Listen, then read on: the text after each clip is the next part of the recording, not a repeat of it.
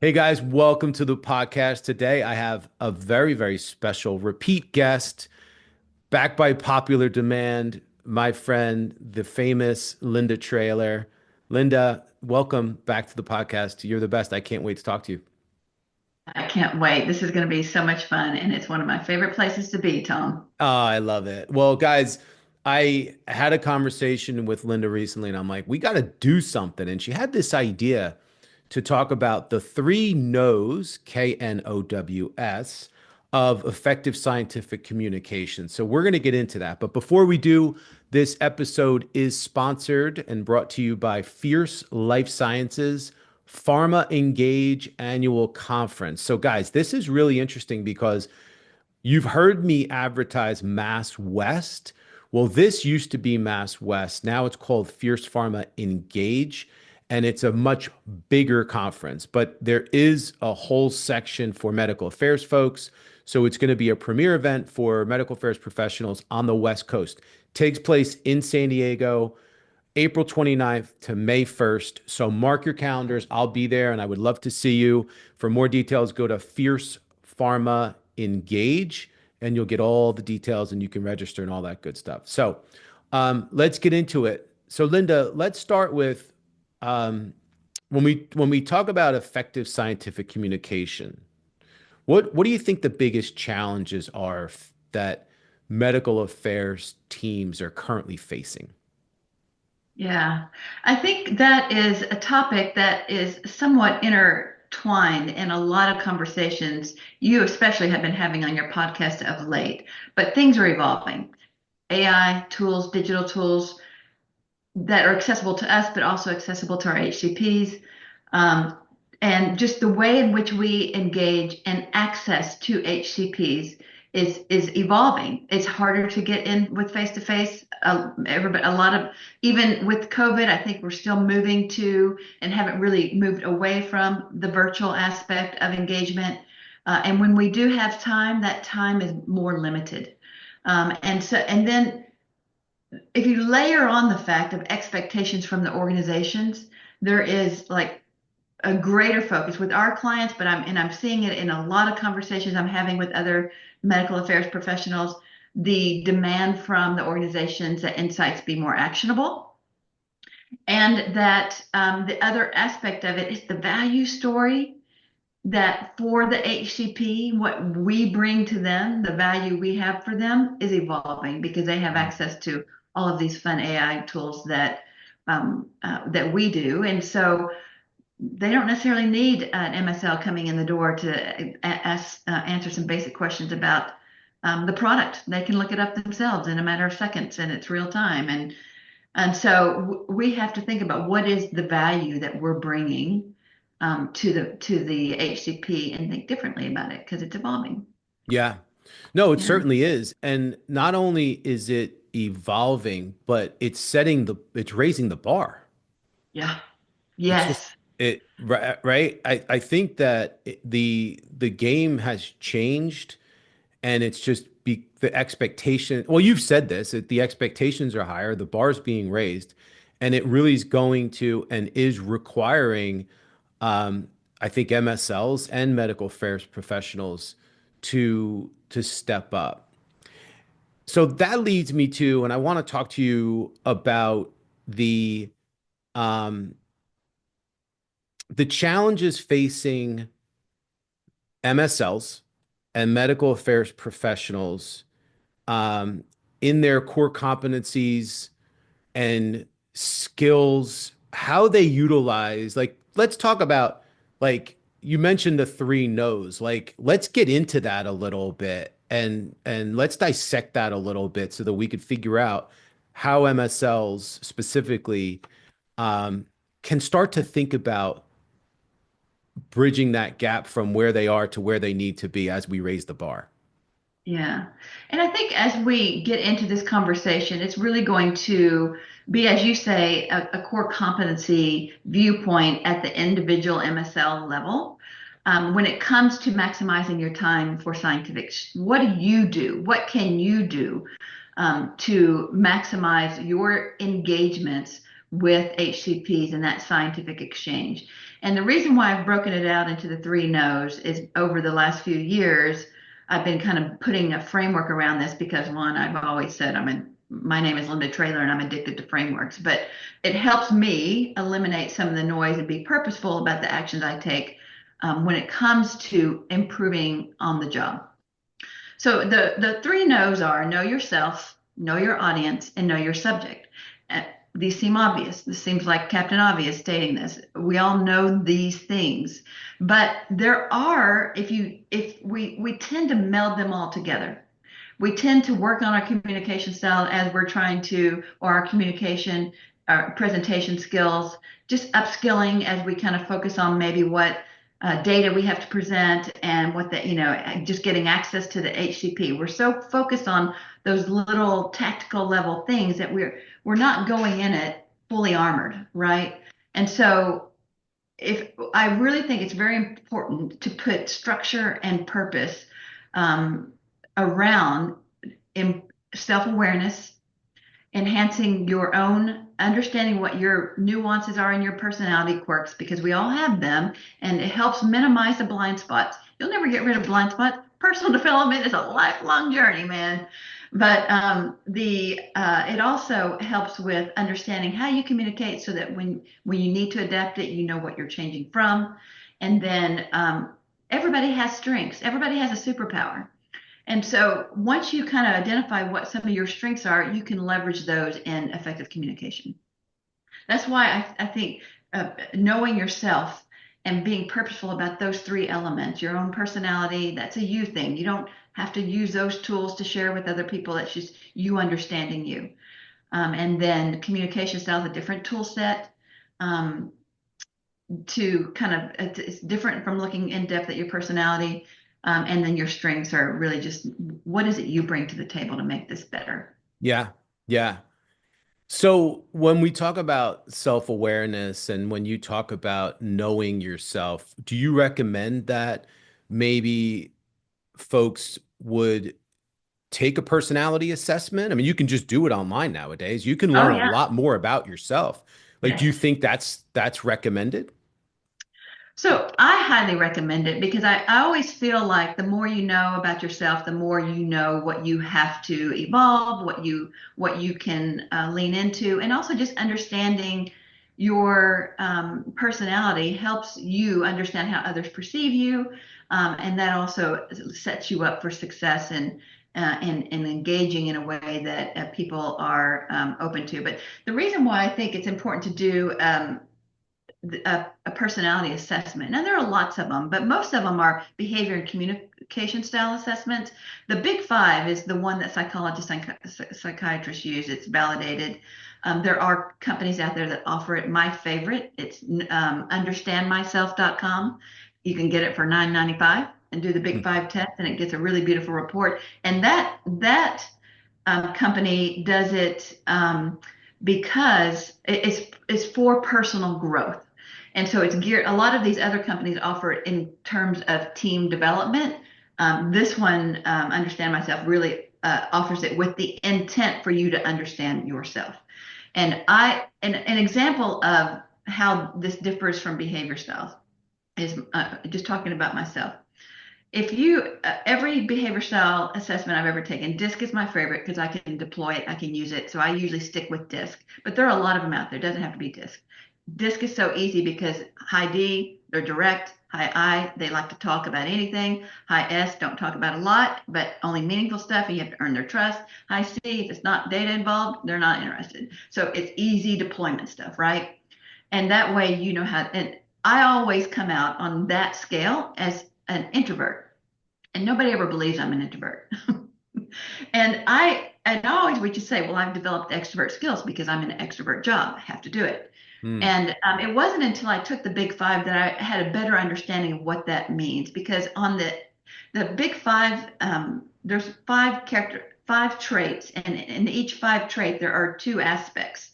And in the extroversion scale, everything's a spectrum. That's why personalities are complex, and everything's a spectrum. But when I take the assessment of Big Five, I'm at 69% on extroversion. And so you would think that I'm an extrovert, but there are two aspects to extroversion. One is enthusiasm, and the other is aggressiveness. Unfortunately, I'm off the charts on aggressiveness, unfortunately. And on the enthusiasm scale, I'm quite low, moderately low. But when it comes together, it puts me at around a 69% extroversion. And when I break all of that down, I understand what it is about my personality, where I don't, it's not, it doesn't require a whole lot of energy for me to engage in a social environment if it's something I'm interested in. But here's the difference. I have a feeling you're really high in the extroversion. And let me tell me this, if you do a social event, you're walking around a room, by the time you do the full circuit and you've engaged with people about any topic, you probably feel energized. You probably walk away thinking, like, Yeah. recharged. Whereas I need to take a nap. Yeah. That's the difference. And I can do it and I it's enjoy so it. true. It's so Yeah. true. And no one would know unless you told them that you were an introvert and that you needed to take a nap after. And with me, you're right. I can't sleep after. Like Yeah. I'm like fired up. I'm like, what are we Yeah. doing next? Let's go out to dinner. Let's do some fun stuff. Yeah. So And that's the once you importance of knowing. Yeah. Yeah. Yeah, so it's important to know these things. And maybe some people do know, and maybe some people need to do a little bit of a deeper dive and gain a better understanding of themselves, have more self-awareness, as you said. But then once you gain that knowledge, can you talk about how to apply it, like what you do with it, and Yeah. how do you use that for better engagement and relationships? Yeah. So the big five is not really a great tool to use and externally. It's really to enhancing Okay. self-awareness. The communication assessments, like a DISC or something like along those lines. There are several Myers-Briggs and there's a one that's a four-color one, but they're all have like four quadrants and they're very much aligned to the DISC model. I just been using it the longest. I was certified in it. And so that's why I like to use it. But that is a more surface level assessment of how you behave in a work environment, how you like to communicate in a work environment. And that is a great tool for not only understanding your communication style, which is a little bit different from your personality. And the goal there is just to enhance self-awareness. The goal with communication style is know what your baseline is because you're going to have to adjust. It is you're in a role where it is your job to adapt to your stakeholder, not them adapting to you. And so it's important to know your behavior style. Like I'm a high D, very direct, and I have to put effort into having a small talk if I'm with a high I, or really figuring out how to earn trust if I'm a high S, or coming with data if I'm engaging a high C. And it's easy. There are lots of little tells you can use and tools that a lot of these books give you to use those tools in the field. So you need to know where your baseline is, and you can assess where your audience is, and it's your job to adjust to your audience. So with the know your audience, and obviously the know your audience piece is number two. That's the second no. Yep. Um, let's talk about what's the goal or what advice do you have for MSLs specifically in them understanding the audience? Is it let me find out what the interest of the KOL are? Let me find out what the problems. What exactly, if we Yeah. had to get granular with this, would you tell folks that are listening to this and want to be more effective in their communication strategy? Absolutely. So with regards to communication and knowing your audience, the primary goal of aligning your communication style with their is to eliminate distractions so that the conversation is meaningful. You have a greater opportunity to understand them better and them to understand what you're there for, the goals for each you have an environment in which you can engage on a deeper level. If you're not aligned in your communications, then there's distraction. If I'm going all high D with a high S, they're never going to be comfortable and we're never going to have a good conversation. So the goal of adapting your communication style is simply to remove distraction so that the engagement is more authentic, so that the engagement is more, and that's the same thing with some of the things that we talked about on our last podcast with the never split the Never split difference the and difference. the mirroring. It's the same goal. It's if you're what you're trying to do is have a shared space of confidence and trust so that you can engage deeper. So aligning to their communication and helping eliminate those nonverbal, oftentimes nonverbal things that get in your way through mirroring. You're removing the distractions, and so you're giving yourself an opportunity. So that's the goal for that deeper conversation. So that's the goal for adapting your communication style. And know yourself, building your own strengths, knowing what you bring. Like I know that one of my superpowers are using humor to make things more simple. It's just something I've always been able to do. So I hone that. I practice because it can go overboard too. I can tell jokes when jokes are not needed. I've done it. It doesn't work. So you have to practice those. I have to make sure that when I am using humor, that I'm using it effectively. I'm naturally good at it. That's the authenticity that I bring to the table. But it's also needs to be purposeful. It can get overwhelming. So that's where you got to, the genuineness and the authenticity that you're bringing to the conversation. It helps if you leverage what you do well to build that trust. So in the know your audience part, start with communication style. And, you're going to quickly assess them. Have the tools in place, practice with your colleagues, quickly assess others. And then the two things that need to know about them, the other two things you need to know about your audience is their learning preferences. Like in this day and age, they could be all over the place. And these are just questions you can ask. You don't have to have a framework for understanding how people like to learn. You just ask the question. Do you go to conferences? Do you use how do you engage? How do you use the internet for learning? Do you prefer to read papers? Are you more visual? Are you more auditory? Are you more kinesthetic? You could just ask the questions. People love talking about that kind of stuff. So it's not a hard conversation to have.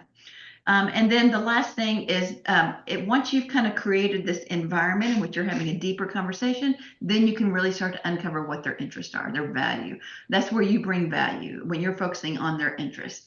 And the one story that I always remember, because I'm still in contact with him today, and I think it's probably one of my best practice stories of when I was in MSL and was engaged. And I wasn't good at this then. This is just a little bit of luck, but it held me. When I retrospectively look back, I see all the things that I did that fell in line with these tools that led to a deeper conversation and me understanding what it is they value. And so I was engaging with a physician in the oncology space, and he was what we call a rising star, new, a fellowship, and he was at an institution where there was a really big name, and he wanted to get his name out there because he's a rising star. And one of the things that he wanted to do is be able to engage with other big name people than the person that he was under. And so one of the things I helped him do is get on the podium even though it was a pharmaceutical um, symposia. He was on the podium with two of his big heroes. He got to be on the podium with two of his big heroes. And after that, he called me one of his team members, and we became partners. And so those are the types of things that was his personal interest. It didn't cost me anything, and it didn't interfere with what my goals with him were, and that is developing him as an advocate for our product. And so it was a win-win all around. So those are the types of things you can uncover, and look for those opportunities where there's no cost to anybody other than doing the work. I just went out and found out how I started looking for ways I could get him in front of some people he admired. So I needed to know who those were, right? Yeah. And ask. And you crushed it, lining Yeah. up all your I to buddies. this day, I called him. I have cousin who has myeloma, and he's only 40 years old, and he was in Oh, the myeloma space. And I called him up and said, "Dude, got a cousin. Where do we go?" And he helped me yeah, out. He set me yeah. up. That's awesome. Yeah, I love this conversation, and that's because it really is important to really understand and get to know your audience. What are the common mistakes that you see MSLs make in Yeah. them just not being good at knowing their audience? So the it's they two big mistakes. They don't practice. And because they think they just are, I mean, you're a tenured MSL, a tenured medical affairs professional. You think you got where you are because you're good at what you do, and that's part of that is true. But that doesn't change the fact that you actually have to practice out loud conversations that you intend to have with people. Think about the things that are going to interfere with your conversation. So practice is one. And two, they get so nervous that they focus on the data, they focus on the things that they're comfortable with, and they end up just going out and talking only about data. And you're missing all of the other nuance of the conversation and the relationship that is going to get you back in with them. Because I like if I walked as an MSL, if I walked away with not being able to have a reason or to come back or the opportunity to have a regular engagement with this individual, I feel like I didn't meet my goal. I mean, my goal was obviously to have some insights, questions, talk about some data. That's what the organizational expectations are of its employees. It should, and it is, but it's my job to be able to have that continuous opportunity to build that relationship and to keep going back and have opportunities to evolve that relationship and understand how beliefs and mindsets and clinical behaviors change over time. That's my job to do while I'm gathering these insights and understanding clinical behaviors. Cool. Yeah. We are at the third no. What's the third no? All right, so the third no is kind of where we're moving into the data aspect. And the most people think it's just the subject. Know your subject is just about knowing your data. And data without context really is just data. And it's going to be hard to have a conversation around it. It's going to be hard to just, to go further than presenting of the data and them saying, great, this looks fine, and see you later. You've got to contextualize it. And there are three ways you contextualize data. There are three journeys that are relevant to your data. The HCP journey, and that's the clinical decision making the HCP has to make in terms of your product as well as engaging the patient and all the nuance that goes with that. Then the patient journey. The patient has to, be diagnosed. So where are they going to be diagnosed? Do they need to be referred? And how does that happen? So the patient has a journey. And the patient's journey could have a significant impact on how your data is interpreted and used in the real world. And then the product journey.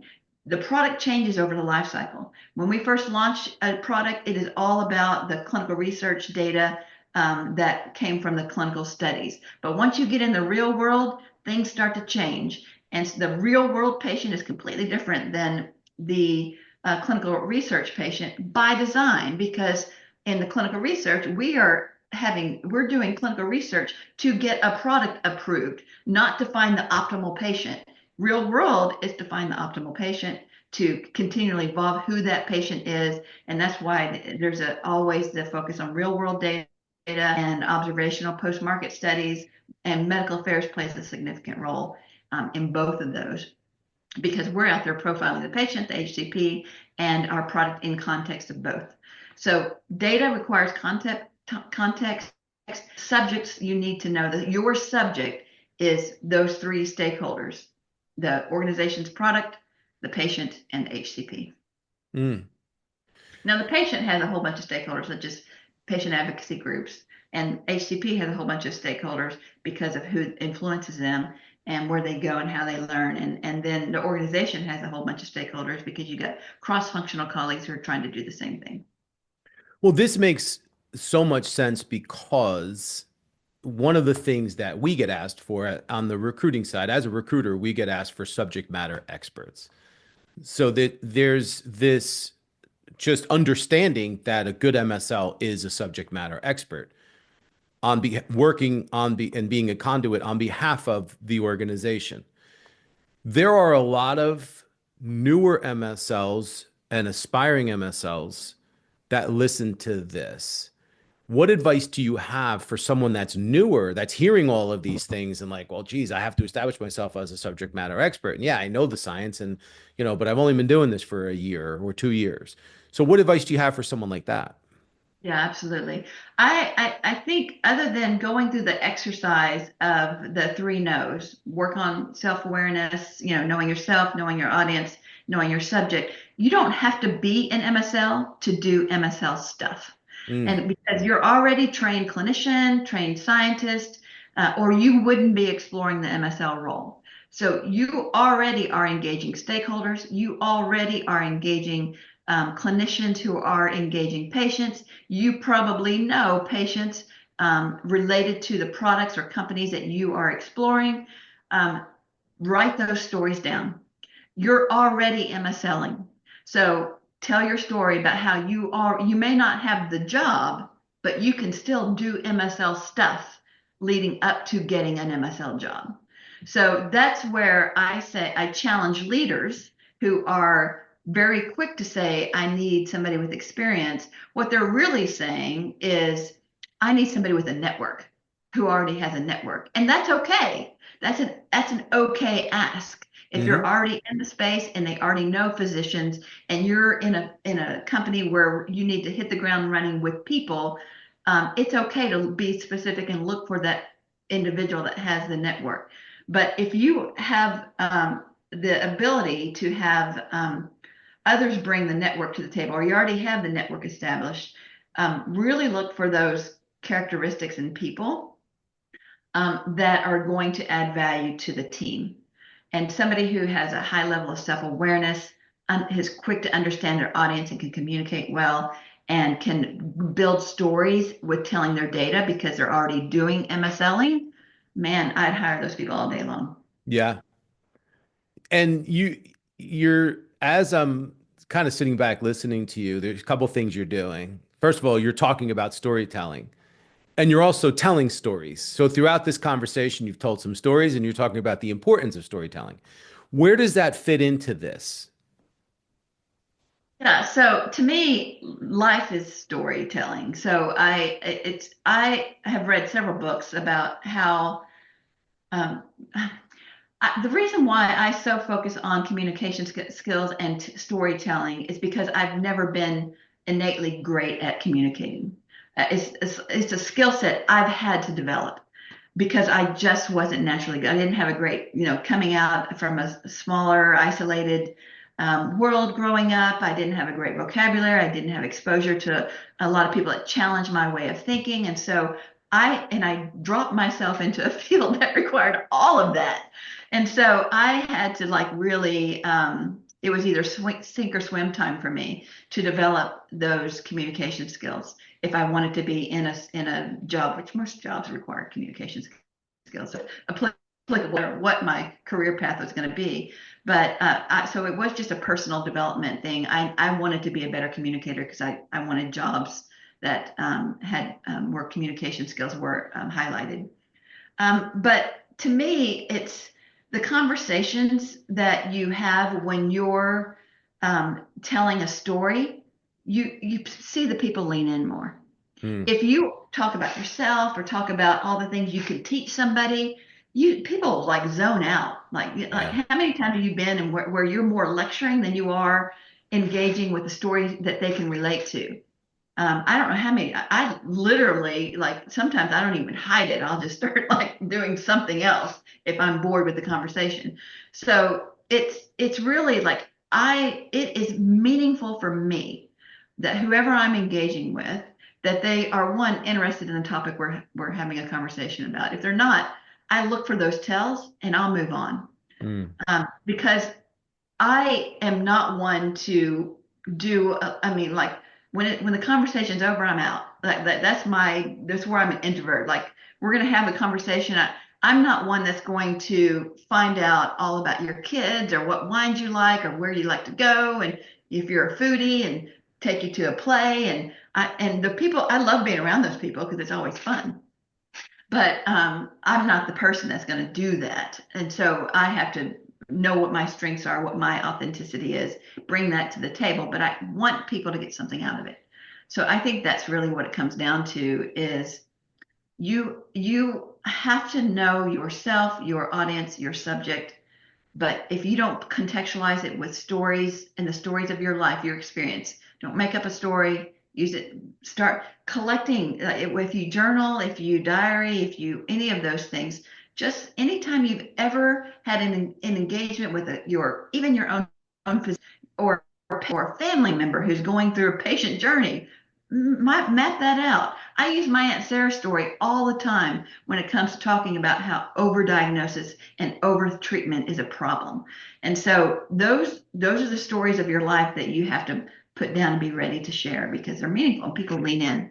Yeah. You want people leaning into your conversation. It's like being a comedian. If you've ever heard a good comedian talk about how they create content, they're constantly observing and writing down experience and turning that into something funny or poking fun at it or finding the humor in it or making it into something that's more crazy. So comedians are just storytellers, but their job never ends because they're constantly developing content.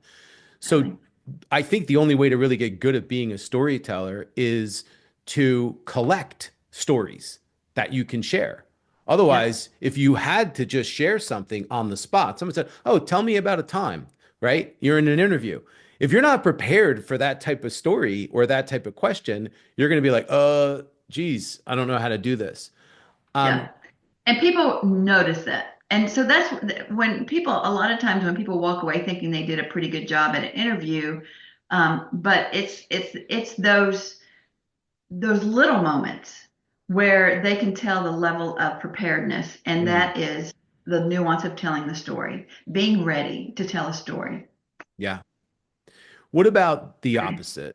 What about because when I think of stories, I think that, there's a relationship or there's a situation where you have time to tell the story. What if you're with a KOL, you're in a meeting and you're just rushed for time. You were told, "Hey, look, I can see you, but I only have a few minutes or I am limited in my time." How do you Yep. how do you handle that?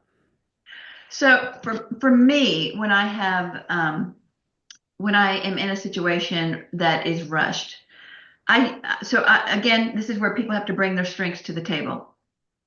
This is where I will deploy humor to ask provocative statements that normally, like if I were having a deep conversation that probably wouldn't be humorous, but I might say something like, um,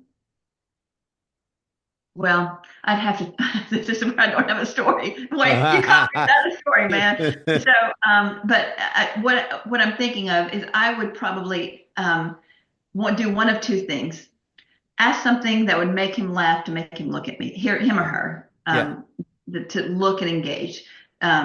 So either that, or I would say, listen, I would pull a Chris Voss. It seems like we don't have time, and I really want to talk to you about this. Yeah. When is a good time? Let's just focus our what little time we have on getting a moment for us to really have a conversation because I think I can. And then I would make sure, and those are the things I do have prepared when I go in meetings is that if something I'm always prepared for that immediate that I've been in situations too many times where the meeting ended abruptly because they were called away on an emergency or they had a patient or somebody popped in to ask them a question. It kills the momentum of the conversation. So you always want to have that sort of statement that you're ready, like if Mm. you're going to have to reschedule. It seems like you need to go and that you're distracted and you need to focus on this other thing. Call that out. Don't try to override it or bring back the conversation, especially when it's not warranted. Just say, it seems like we got to go. Seems so let's get the next one on the books because I think that we need to make sure we are aligned on whatever the topic is. Yeah, and I love the way you threw the Chris Voss stuff in there because it's so good and it's so effective. And guys, if you haven't listened to it, so we did an episode with Josh Yoder on it was a book review on a book called Never Split the Difference, which is such a great book for MSLs. And if you haven't read it, you absolutely should because you will use it. And I just put Linda on the spot. That was not a question that she and I like. She was not ready for that question, and she crushed it because she always does because she's amazing. So, Linda, thank you for joining me again. Thank you for being here. That was like one of the fastest half hours. I don't know how long we talked for, but that was so fast. You're so amazing at everything that you do. So thank you for coming on. Well, likewise, Tom, I love it every time I do this. I walk away from this with energy, just so you're Uh, clear on that subject. You're the best. Thank you, my friend. And thank you guys for all your support. Thank you for tuning in. Thank you for sharing this show. Check us out on YouTube if you haven't done that. It's actually growing. YouTube is probably the fastest um, channel that I think is growing right now. A lot of people are watching us on YouTube. So check it out. And yeah, we'll see you next time.